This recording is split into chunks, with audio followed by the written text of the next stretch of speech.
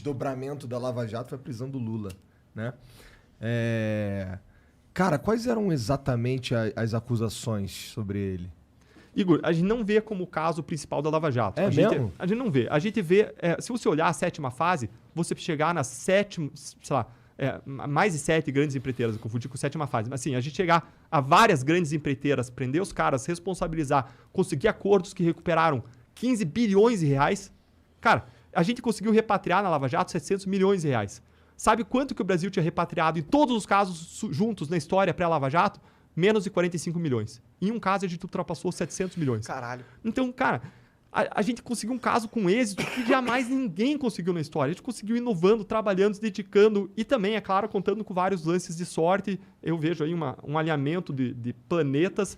Na minha cosmovisão cristã, Deus abriu uma janela de oportunidade para transformação no nosso país. E então eu vejo vários casos como altamente relevantes. Eu não busco pessoalizar em uma pessoa. Quem busca pessoalizar é ele. Por que ele busca pessoalizar? Porque quando ele pessoaliza em Deltan e em Sérgio Moro, é muito mais fácil você criar um discurso de perseguição contra duas pessoas do que você reconhecer que não são duas pessoas. No Ministério Público, Igor, eram 15 a 20 procuradores. Aí você diz, mas eles eram subordinados a você, né, Deltan? Não, não eram. Eles eram independentes, eles vieram de outros lugares, é como uma tribo de caciques. Se ele discordasse de qualquer coisa, ele podia voltar para a família dele e morar de um modo mais confortável, sem perder nada, sem perder absolutamente nada. Com o salário dele normal, é só ele dizer tchau, tô indo embora. Então, se qualquer pessoa ali discordasse de qualquer coisa, o grupo ia rachar. E procuradores com diferentes visões de mundo, que votavam em diferentes pessoas, que votaram nos dois lados no segundo turno de 2018, nos dois lados, teve gente que votou para um lado, teve gente que votou outro, e teve gente que votou nulo. A gente, entre nós, a gente compartilhava lá, né? Mas não tornava público, porque isso poderia gerar uma interpretação equivocada no nosso trabalho. Mas a gente tinha, então, pessoas com diferentes visões de mundo comprometidas a buscar a justiça de acordo com os fatos e com a lei. Se tivesse qualquer coisa errada, o grupo ia rachar, você não mantém unido um grupo de caciques independentes para trabalhar junto num caso desse se alguém vê qualquer coisa errada. Ninguém quer apostar sua credibilidade no... Exatamente. E a gente escolheu os caras mais tops que a gente encontrou no Ministério Público para chamar. Alguns tops que a gente chamou não puderam vir, mas a gente buscava, toda vez que a gente ia chamar alguém, a gente pegava a lista de todos os procuradores e todos os procuradores regionais do país e subprocuradores e pensava, cara, esses caras aqui são os melhores, vamos tentar? Ligava para um, ligava para outro, quem aceitava a gente trazia para Curitiba. Essa foi a lógica que a gente seguiu, de acordo com o conhecimento, com a experiência, com a expertise, com casos que a pessoa trabalhou no passado, com a capacidade de trabalho em grupo, esse era um aspecto importante. E então você tinha pessoas com diferentes visões ideológicas trabalhando em conjunto por resultados. Então nunca teve do nosso lado essa pessoalização, o caso Lula. Mas é que claro que é o caso que ganhou grande projeção. Aí a gente faz a entrevista coletiva do Lula. A gente tinha feito N entrevistas anteriores, usando lá apresentações, PowerPoint, a gente tinha feito várias anteriores, só que não tinha tido aquela repercussão. Aí faz aquela, tem uma grande repercussão. Se eu fizesse igual em relação a um estudante que falsificou uma carteirinha estudantil, tinha zero de repercussão. Teve repercussão. Isso não é surpresa pra ninguém, né? Ele é o Lula, caralho. Ele vai ter repercussão em tudo que você mete ele, ainda mais você, porra. O Brasil finalmente tá criminalizando os políticos, filha da puta, ó. O Lula é um puto exemplo aí, na minha opinião.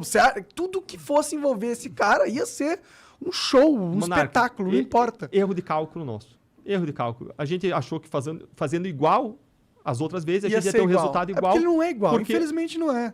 Não é. Ele não é uma pessoa igual a todo mundo. Não é. Infelizmente, esse foi um erro de conta nossa sobre o modo, né, de apresentar, que pode ter gerado uma interpretação equivocada de parte da sociedade, mas a nossa intenção era de fazer exatamente a mesma coisa que a gente fez nos casos anteriores. Se olhar os casos anteriores, se olhar a coletiva da 7ª fase, a gente colocou um gráfico mostrando como funcionava a lavagem de dinheiro, de empresa para empresa, como passava para as contas do IUCEF, das empresas, como é que o dinheiro voltava. Então a gente sempre tentou ser didático. A gente acha importante... A gente não acha que a pessoa tem que ter feito direito para entender de corrupção.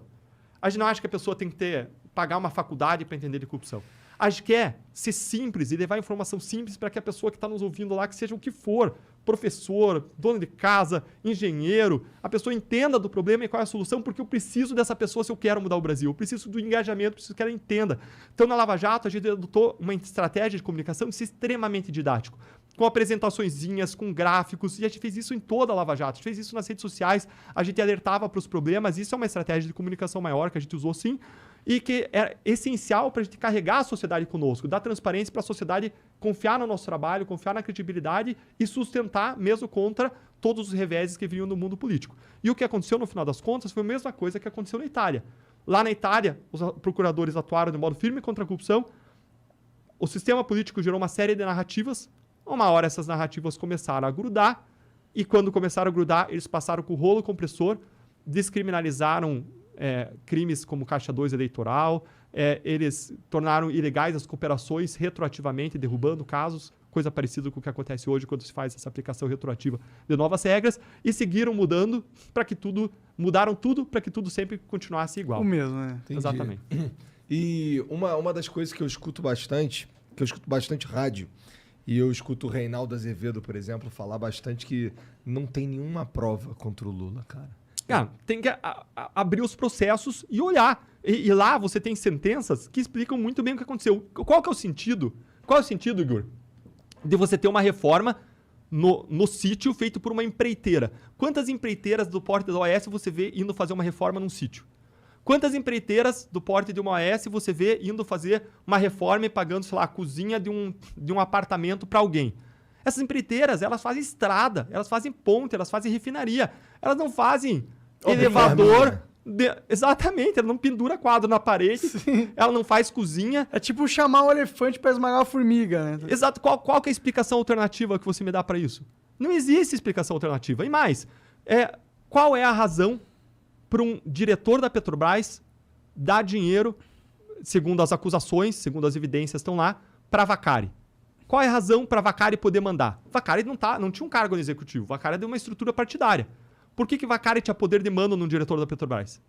Cara, é 2 mais 2, cara. Então, quando você olha a realidade, você olha como funcionou e você olha onde foi parar o dinheiro, você precisa lembrar que o ex-presidente Lula ele foi condenado não por triplex e não por sítio apenas. Ele foi condenado por esquema de corrupção da Petrobras, envolvendo dezenas de milhões de reais. Não foi 1 milhão e pouco do triplex e 1 milhão e pouco do sítio. Foi muito mais que isso. Depois você vê ainda outro caso do Instituto Lula, mas que ainda estava pendente de julgamento. E agora tudo isso foi anulado pelo Supremo. As investigações vão ter que recomeçar do zero. Provavelmente vão dar em prescrição se chegarem em algum lugar. Agora, e eu preciso ressaltar sempre que eu falo sobre qualquer caso específico. Coisas não foram destruídas já e já era. Esse é o problema. Quando você anula, você não consegue reproduzir as provas. Por quê? Porque você não tem como refazer uma busca-apreensão feita 5 anos atrás para aprender as mesmas coisas. Não vão estar lá. Então essas provas vão pro ralo. Exatamente. Eles anularam, eles garantiram impunidade. Sim. Mas eles não inocentaram, né?